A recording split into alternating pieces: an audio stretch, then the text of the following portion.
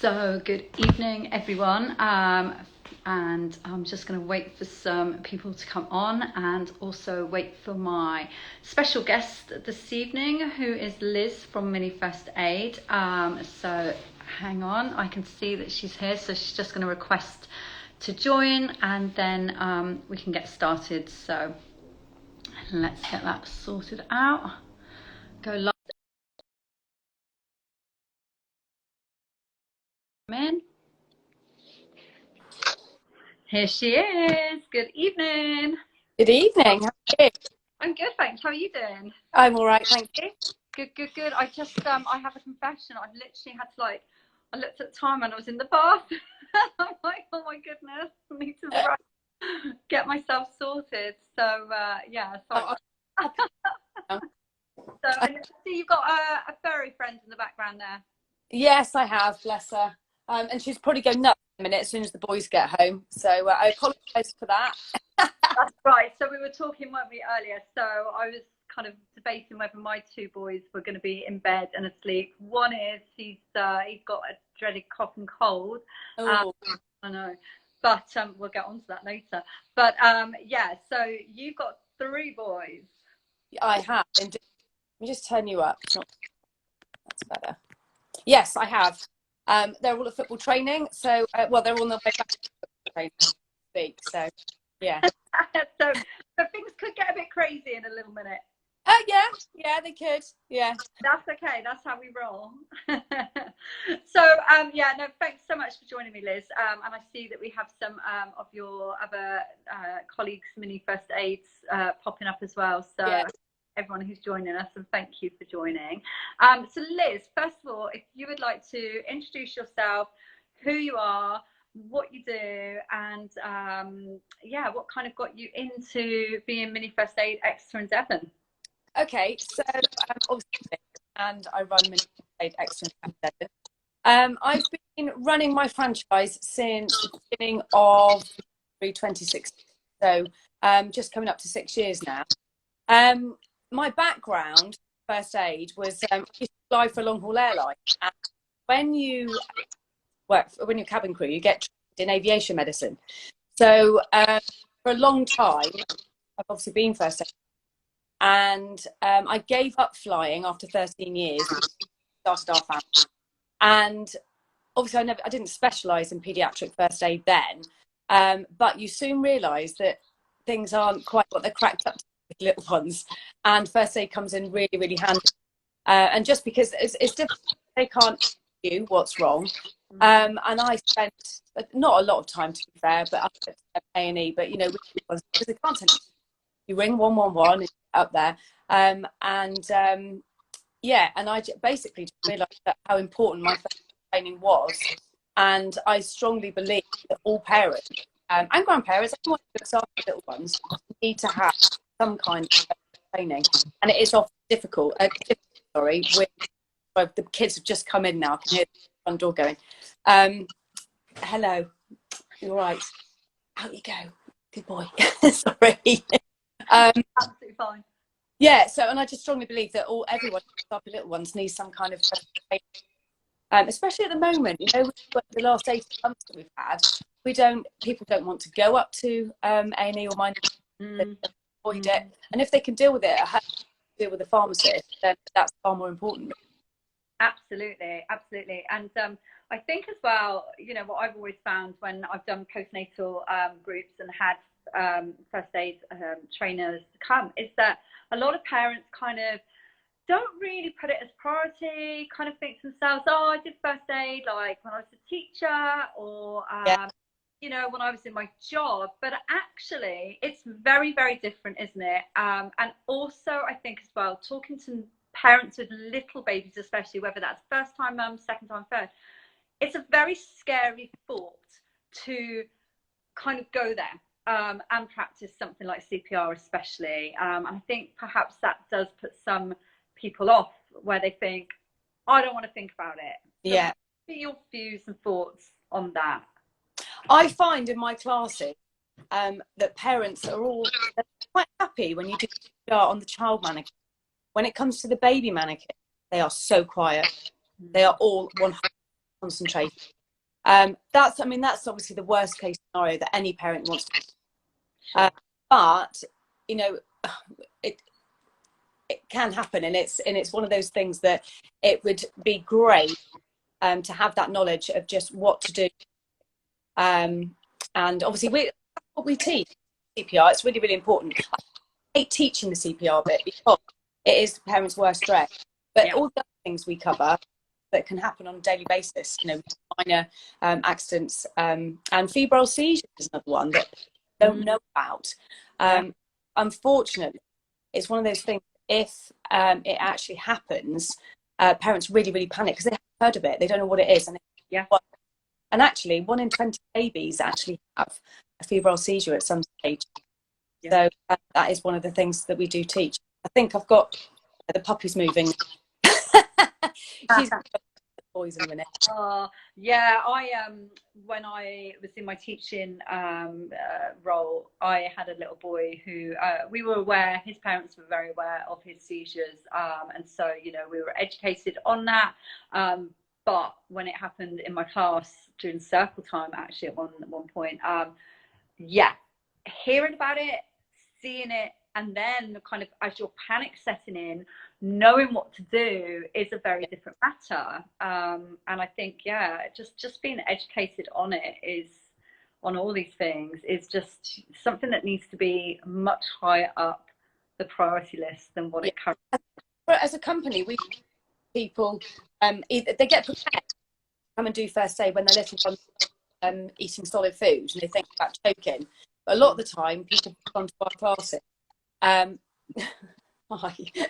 Book onto our classes when something has actually happened, and they find it a priority to, you know, because they've never thought of these things before.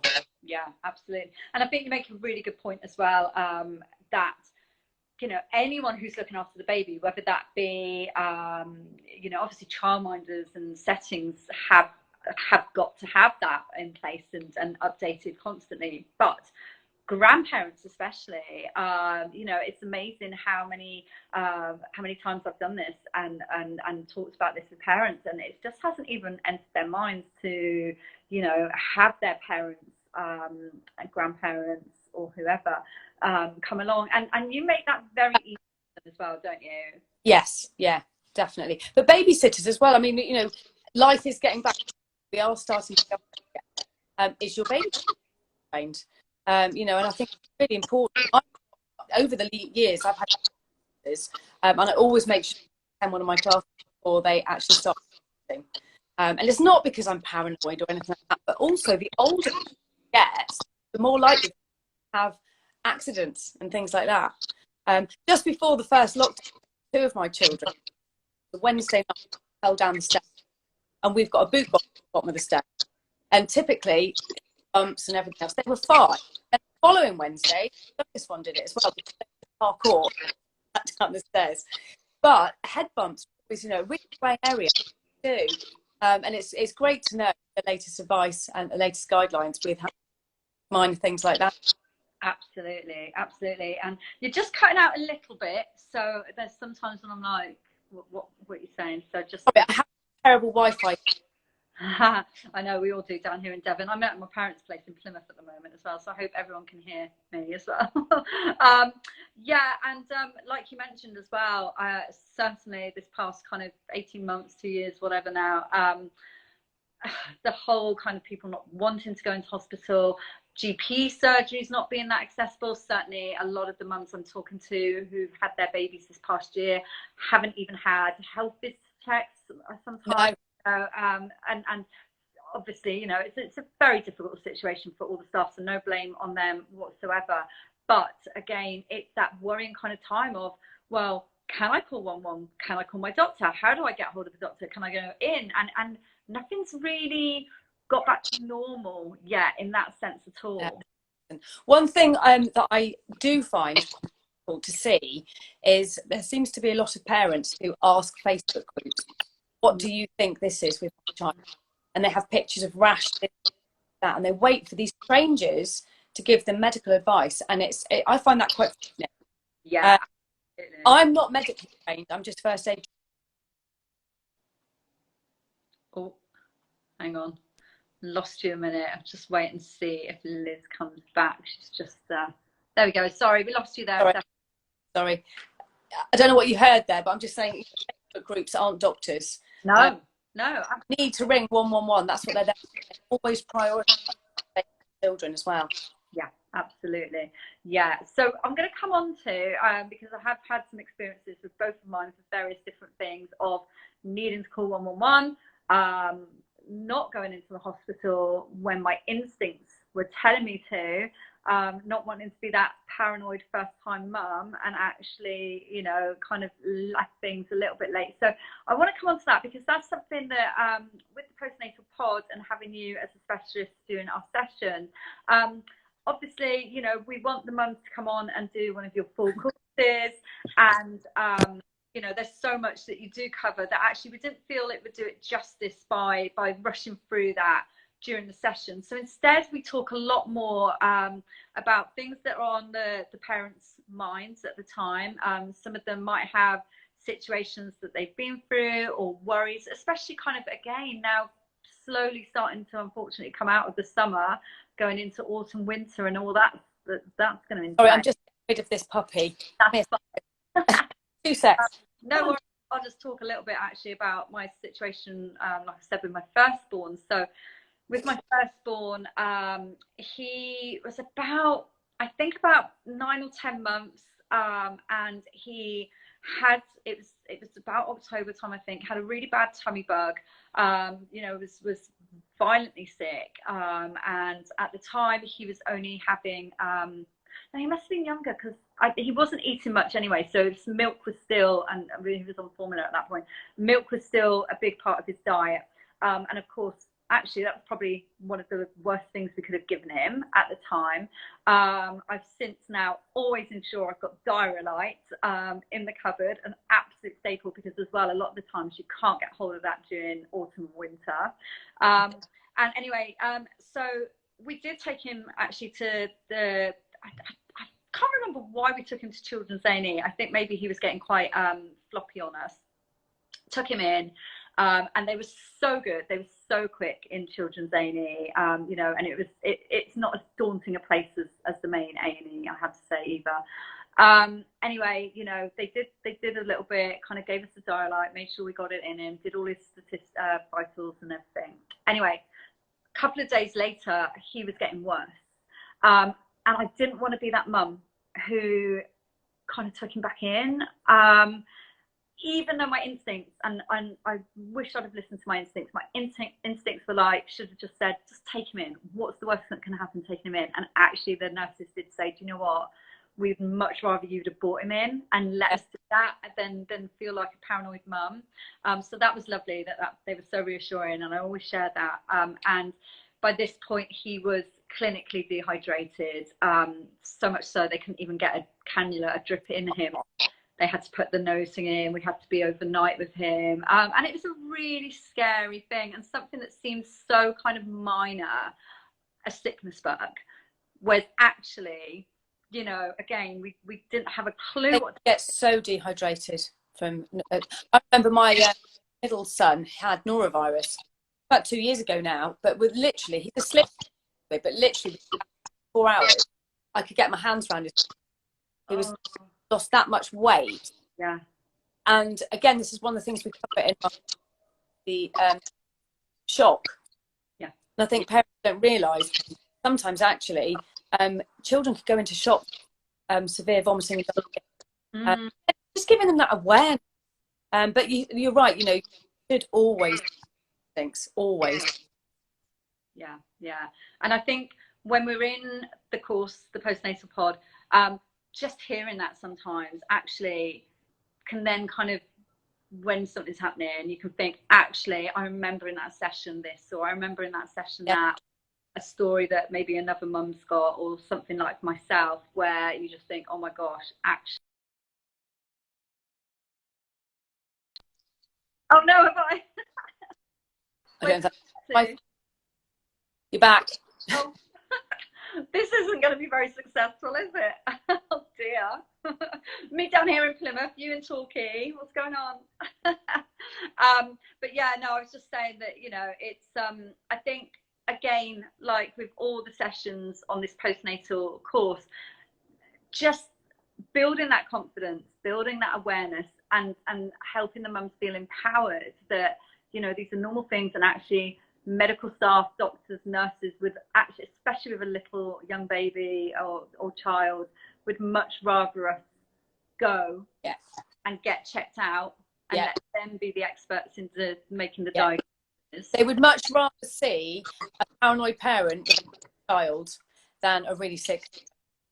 Absolutely. So bear that in mind. I remember going up with my, he was, actually it wasn't, it was my middle again, and he just needed, I didn't know, but all he was so and I couldn't calm him down. He was only a few months old, and he was constipated. That's all it was. But he just needed a little suppository, and it was completely sorted out. It was, like you say, they were absolutely amazing up there. Yeah, no, that's always trust your instincts. Absolutely, absolutely. And so when parents are asking you at the moment about the situation with 111, because, you know, again, about a year or so ago, we were told don't call 111. And, you know, so what do we do? Where do we go at the moment? What is the... They ask, aren't they, to use pharmacists as well for advice. Sorry, the puppy's back. Take her out, darling. Thank you. Yeah, 111. Much rather call them, and they will put you in a priority list. Okay. I'd send you up to my or Amy. Having not rung them personally, I have a friend who actually called her and said it is absolutely, it's so busy up there. But I missed that bit. Sorry, I was talking to a 111 handler, call handler, a friend of mine. She said so busy. I gather actually call back a long time. This was a couple of weeks ago. Okay. Again, if you're ever in doubt, then you just need to get up to A&E. You know, don't wait for that call back if it's taking too long. Yeah, that's a really good bit of advice as well. I mean, we've had to call 111 before, again, a couple of years ago. Really good as well. Like the first time, it was again talking through everything, and they decided that he would need to see an out of hours doctor, which was at somewhere like the minor injuries. But what was good there is they made the call ahead. They book you in, so you know you're going to get seen fast as well. So I definitely, you know, I thought that worked really well. And then another time was, I think, during the kind of assessment, there was a query over his breathing. So straight away then, and I didn't realise this, but straight away, because there was a question mark with the breathing rate, it was then an ambulance call. And that really freaked me out. And actually then we had to wait, I think it was about 2 hours for the ambulance, because it wasn't an emergency. But actually by that point, knowing that an ambulance was coming in, I was freaked out and kind of just wished that, I had actually got in the car and driven there ourselves, because as well, what we didn't think about was having another child at home. Dad had to stay with the oldest one, and then I'm in the ambulance. But of course, at 2 o'clock in the morning, when we finally got out, I couldn't get home, so I had to ring for a taxi. We didn't have any money, like, in the house. The other half had to go down to the ATM at like 3 in the morning, and it was just, again, a really stressful situation that has actually made a lot more stressful. So, you know, knowing as well, kind of in a situation like that, well, if you don't want to wait for an ambulance, or you feel like you can't wait for an ambulance and you can get to the hospital quicker, how do you make sure that call is... Because of the lockdown, and well, first of all, Mothercare closed, didn't it? And Mothercare used to be the go-to place for everyone's advice, whether that bra fit, whether it was nappy, whether it was car seat, pram, clothes, whatever. That was the main go-to place for parents and new parents. And suddenly they closed, and here in Torquay, and actually, I now work with a lady who, she's amazing with cars. But I decided last November to get trained in car seats. And then I mean, I've got 3 boys. So obviously I've had cars all the way through, but so much stuff I love. And one of the things was, you do not need a car seat licensed taxi. You don't need a car seat in an emergency. Okay. If you're calling it an emergency, you don't need a car seat. Obviously, I've got that risk of having an accident, but potentially you could have someone driving, that's your next neighbour, your partner, right, what have you, in the back with the child, and obviously restrain them in the best way possible. Other thing is you don't need a car seat on a bus, and you're very likely to have one in an ambulance. So depending on what the accidents are, I would suggest obviously having a driver. You sit in the back with the baby. If the baby is lap, then you wear the seatbelt, but the belt does not go over the baby as well. You hold the baby. So you hold the baby back to your tummy? Yeah. Okay. But again, these are all things you don't think of until you're in that situation. Absolutely. So this is why if a child was to have a febrile seizure or febrile convulsion, they don't really want you to put them in a car seat. They like you in there, have another seat. So this is why they suggest do wait for an ambulance. But obviously, I live very close to a hospital, and I think a couple of situations that I've had, and it's been like, oh God, do I risk getting them in the car? What do I do? Yeah.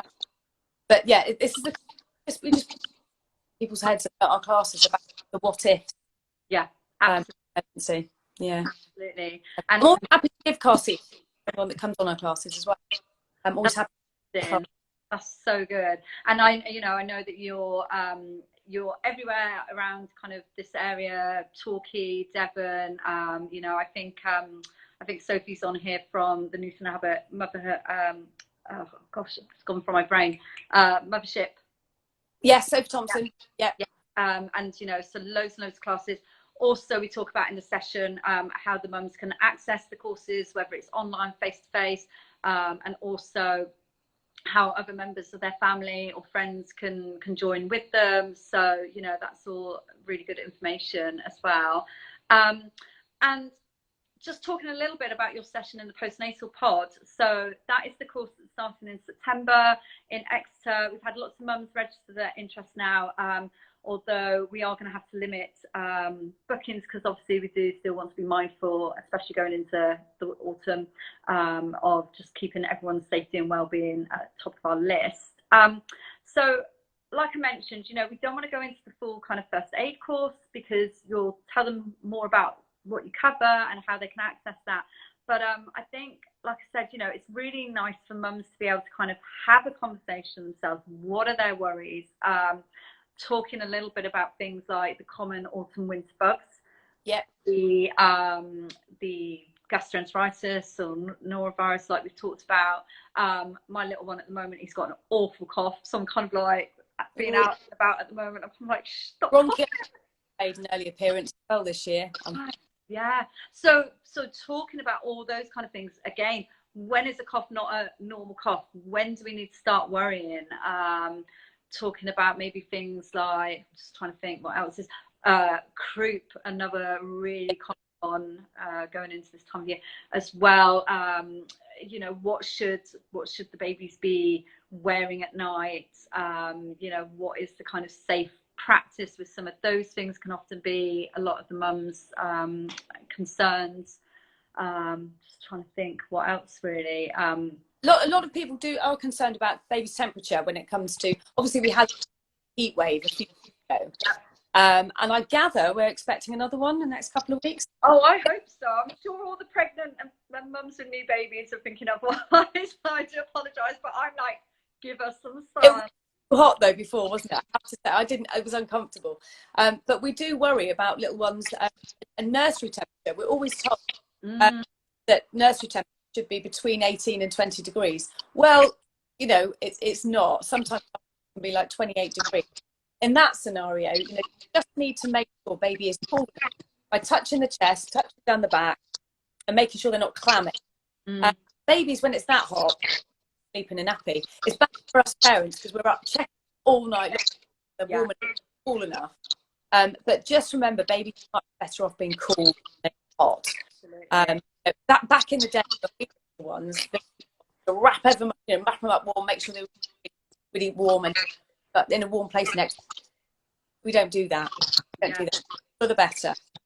And absolutely, I think as well, one of the things that you probably will also cover, I'm sure, is how kind of the advice has changed so much from now with cooling down a baby, and where it used to be like stripping everything off and putting a wet flannel and all that. That's kind of the big no-no now as well, isn't it? And kind of how, again, we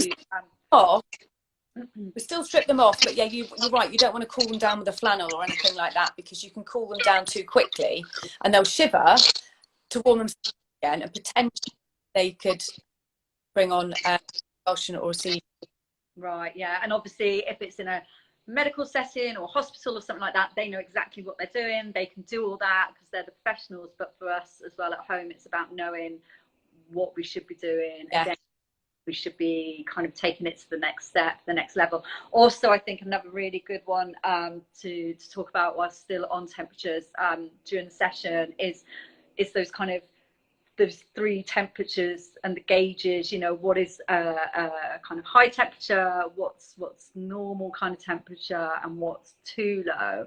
And also as well, if you've got a thermometer, well, first of all, making sure that you've got a decent one, which I must slap my wrist, I'm terrible, we really need to get a decent one. But as well, it's quite handy to, over a period of time, maybe, you know, over the week, to take your children's temperatures so you know what their normal temperature is for them. But take your own as well, because one of my thermometers went through the washing machine. Husband didn't want to tell me that, but clearly it was broken. But yeah, I mean, I've got 2 thermometers that I use. One lower reading, one. So like, find out what your baby's normal temperature. Yeah. Also, babies deal with temperatures. Some babies can have a temperature of 39 to 40. They can deal with it. They can deal with that. Others will have a temperature of 39 and they'll go and, you know, have a seizure. Really don't cope well with having a high temperature. The vaccine as well, when they have that can also raise the temperature. Right, yeah, absolutely. Yeah, and again, that's something else to kind of think about. Obviously, for the pregnant mums and mums of new babies as well, that's something that I know is on their minds. And whilst, you know, we're definitely not going to be offering advice, it's clearly up to them to kind of do their research and decide what's best for them, and talk to their practitioners.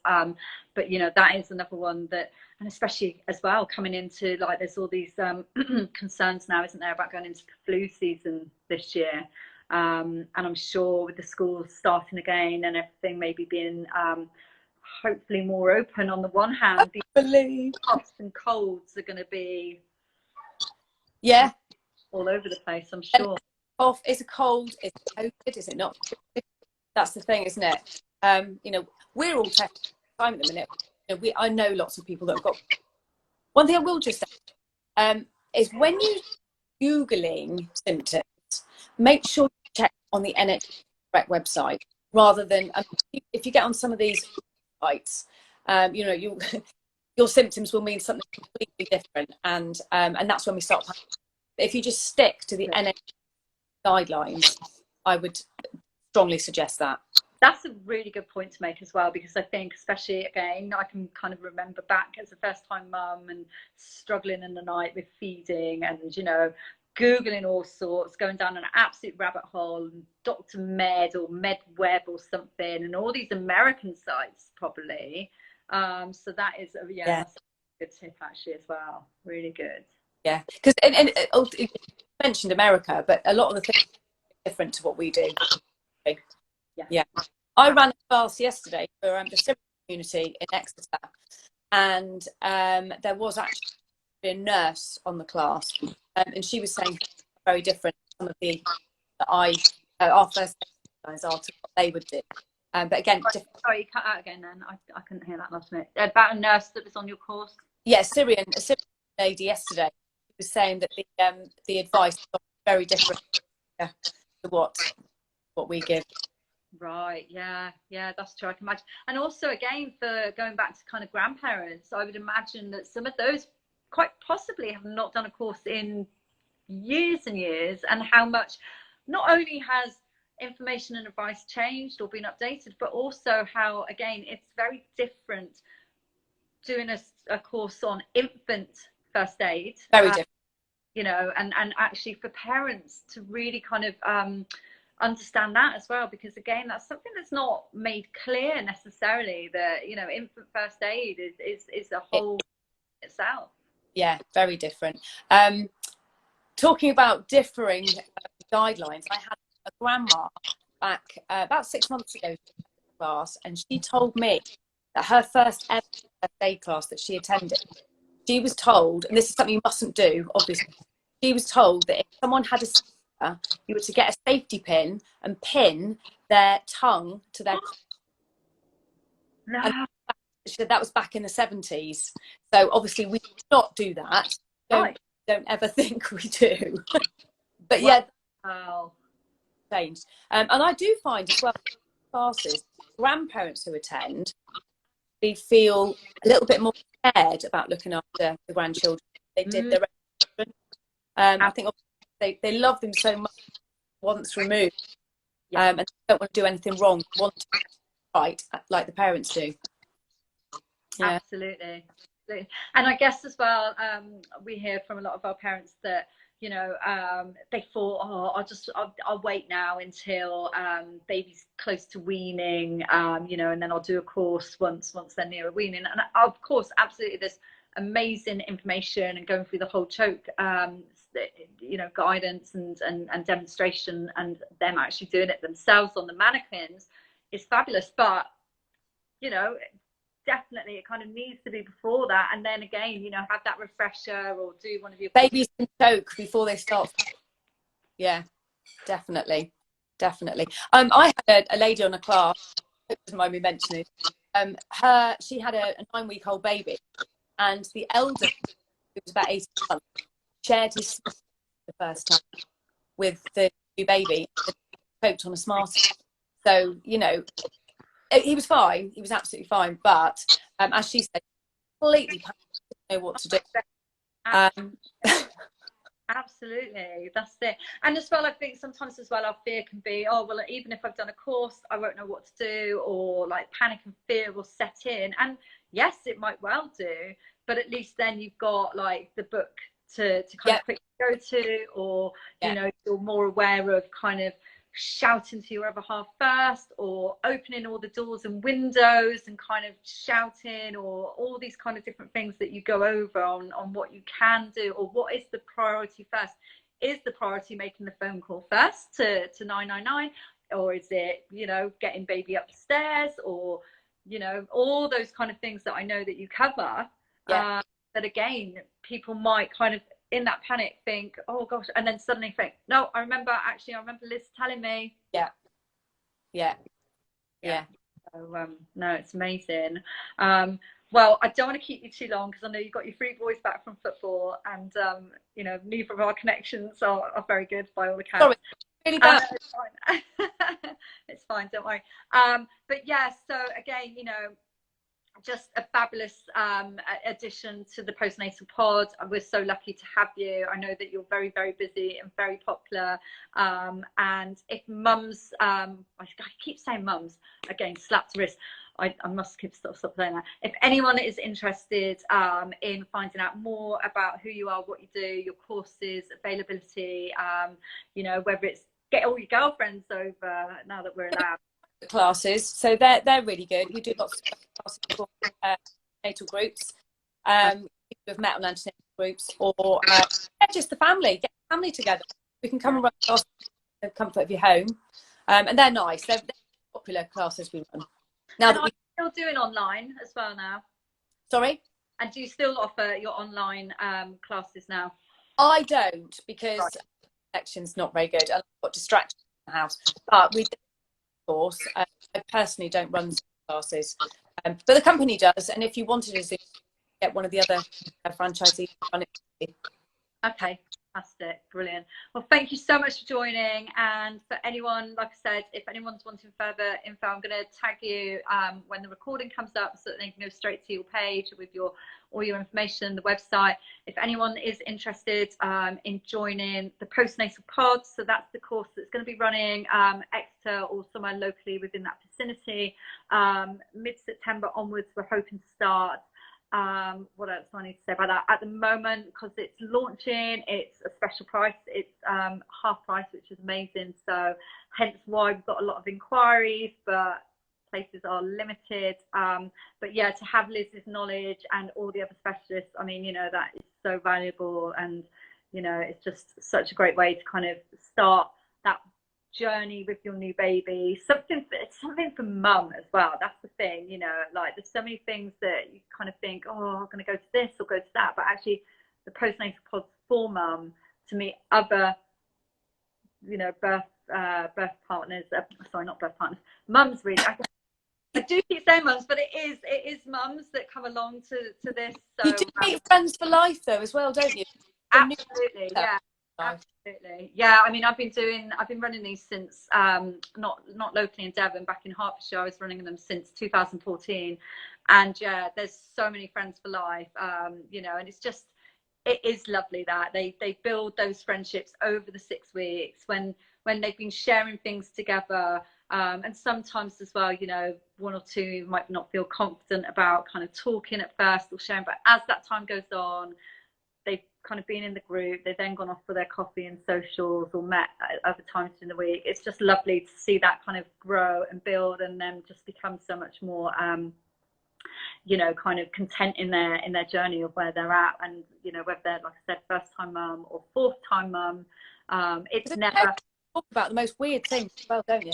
You know, the too, how often you don't think you're going to talk about things like that before you have a baby. You don't. And sometimes as well, just having that person on the end of the WhatsApp group at like 3 o'clock in the morning to go, oh gosh, you know, yeah, what kind of poo's this? And all these things you never would have thought you do. No. Actually, you need that. So, well, on that note, we'll leave it there. But yeah, thank you so much for joining me. Pleasure.